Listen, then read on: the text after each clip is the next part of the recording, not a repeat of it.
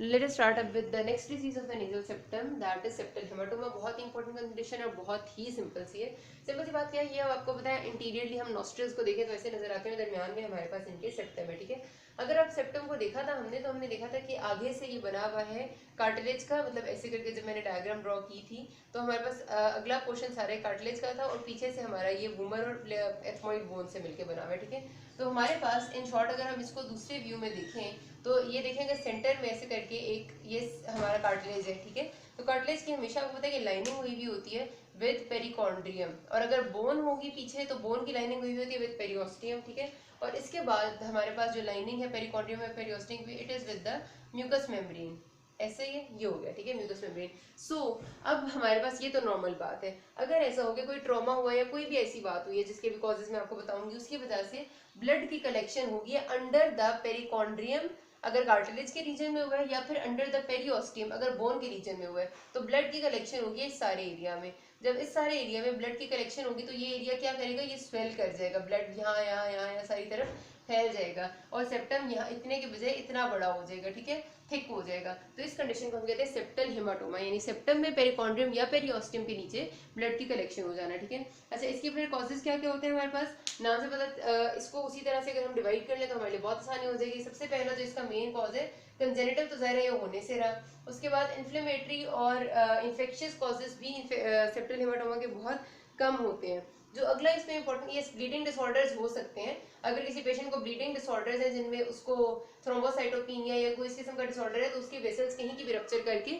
Septal haematoma बन सकते हैं। तो आपके पास ये एक इन्फ्लेमेटरी कॉज है, ठीक है। उसके बाद हमारे पास अगली चीज होती है ट्रोमेटिक कॉज। ट्रोमेटिक कॉज इसमें बहुत इंपॉर्टेंट है, जिसमें आपका सर्जिकल ट्रॉमा भी हो सकता है कि हमने डीएनएस किया था जो डेविएटेड नेजल सेप्टम था पेशेंट का, जिसके बाद हमने सेप्टोप्लास्टी की, और सेप्टोप्लास्टी के रिजल्ट में कोई चीज या कोई वेसल परफोरेटेड रह गई या फिर फट गई और उसकी वजह से सेप्टल हेमाटोमा हो गया, तो ये आपकी जो सेप्टोप्लास्टी है उसकी कॉम्प्लिकेशंस में से भी एक बात आती है, ठीक है, हेमाटोमा। और उसके बाद हमारे पास सर्जिकल ट्रॉमा हो सकता है, कोई और सर्जरी भी हो सकती है, सिर्फ डीएनएस की नहीं, कोई भी सर्जरी हो सकती है। और दूसरा ट्रॉमा होता है एक्सीडेंटल ट्रॉमा, एक्सीडेंट हुआ, नाक जाके लगी, अंदर से वेसल्स की रप्चरिंग होगी और ये हो गया, ठीक है।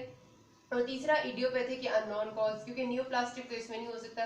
तो आपने जो कॉजेज की लिस्ट बनाई थी ना, मैंने आपको बताया जिस तरह के, सबसे पहले congenital inflammatory, infective, then traumatic and then neoplastic, तो उसी हिसाब से आप चला करें तो आपको उसमें से जो जो सूटेबल लगेगा आपको पता होगा कि ये है, ठीक है। अच्छा, फिर क्लिनिकल फीचर्स क्या होते हैं पेशेंट के, नेजल ऑब्स्ट्रक्शन बायलैटरल, दोनों तरफ हो रहा है ना ये मसला, क्योंकि सेप्टम दोनों तरफ से इसका एनलार्ज हो रहा है, तो बायलैटरल नेजल ऑब्स्ट्रक्शन के साथ पेशेंट्स लाजमी तौर पर प्रेजेंट करते हैं और सबसे कॉमन यही प्रेजेंटेशन होती है। उसके साथ अगर इतना ज्यादा है ये, अगर ये मेरे पास पूरी नोज है, ठीक है, नेजल कैविटी है ऐसे करके, तो अगर ये सेप्टम इतना बड़ा हो रहा है कि ये लेटरल वॉल को भी इम्पेंज या इंक्रोच कर रहा है, लाइक आपकी लेटरल वॉल, तो लेटरल वॉल की फिर वेसल्स और नर्व्स इरिटेट होती हैं, जिसकी वजह से पेशेंट हेडेक की कंप्लेन भी कर सकता है। तो पहली चीज थी नेजल ऑब्स्ट्रक्शन और दूसरी कंप्लेन होती है हेडेक। और फिर जाहिर सी बात है कि हमारे पास जो एक इतनी बड़ी चीज नाक में एक मैस कलेक्टेड होगी तो उसे प्रेशर की फीलिंग आती है।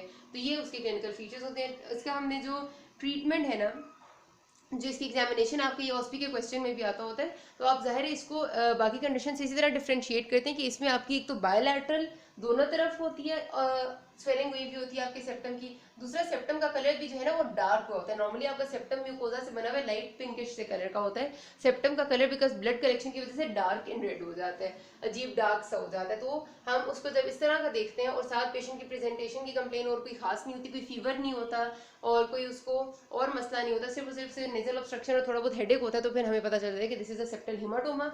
और पेशेंट लाजमी तौर पे कोई ना कोई, नॉर्मली 99% केसेस में किसी ना किसी ट्रॉमा की हिस्ट्री देता है कि मुझे या तो एक्सीडेंट हुआ था या सर्जरी हुई थी। अच्छा, हमने ट्रीटमेंट क्या करनी है, ट्रीटमेंट हमने करनी है सिंपली कि हम अगर छोटा है तो हम उसको एस्पिरेट कर लेते हैं, लेकिन एस्पिरेट का मतलब है कि हम उसमें नीडल डालते हैं और सक कर लेते हैं सारे ब्लड को।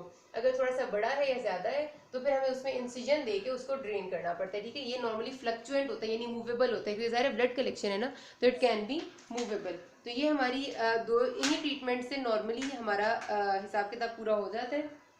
अगर नहीं होता तो हम सिंपली एक ना, लाइक जिधर हमने इंसिजन दिया हुआ, सपोज करते हैं कि मैंने इस जगह पर ना एक इंसिजन दिया था और ड्रेन किया था, तो मैं यहाँ से हल्का सा म्यूकस मेम्ब्रेन का पीस ना वो उखाड़ लूंगी, मतलब इंसिजन को थोड़ा सा ज्यादा बड़ा कर लूंगी ताकि थोड़े टाइम तक ड्रेनेज होती रहे, जब तक कि ऐसा ना हो कि ब्लड कलेक्ट हो जाए अंदर दोबारा से, कि हम इंसिजन ड्रेनेज करके उसको खत्म कर दें, ब्लड फिर कलेक्ट हो जाए, इस वजह से हम थोड़ा सा रास्ता खोल देते हैं। जब हम कर लेते हैं उसके बाद ड्रेनेज सारी करने के बाद इसको अच्छी सी नेजल पैकिंग देते हैं पेशेंट को, साथ हम एंटीबायोटिक्स देते हैं ताकि सेकेंडरी इन्फेक्शन ना हो। कॉम्प्लिकेशन क्या हो सकती है? सबसे पहली बात, अगर देखें ब्लड अंदर कलेक्टेड रहता है तो आपको पता है ब्लड किसी भी जगह कलेक्टेड रहेगा तो आखिर का क्या होगा, वो क्लॉट करेगा।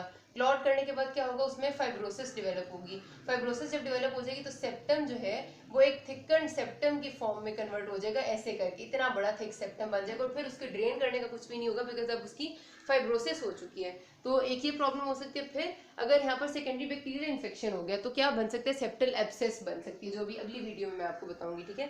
तो ये इसकी कॉम्प्लिकेशन है जो मेनली इसमें पॉसिबल है। और फिर और क्या चीज हो सकती है कि अंदर कार्टिलेज था, अगर फाइब्रोसिस होगी अंदर कार्टिलेज पे तो बेचारे पे प्रेशर पड़ने लग गया ना, पहले तो प्रेशर नहीं था कार्टिलेज की, या अंदर जो भी बोन है उनकी प्रेशर नेक्रोसिस स्टार्ट हो जाती है, सेप्टम आपका पूरा का पूरा खराब तो बहुत बर्बाद हो जाता है। So this is all about septal haematoma. अगर कोई भी मसला हुआ you can ask me. Thank you.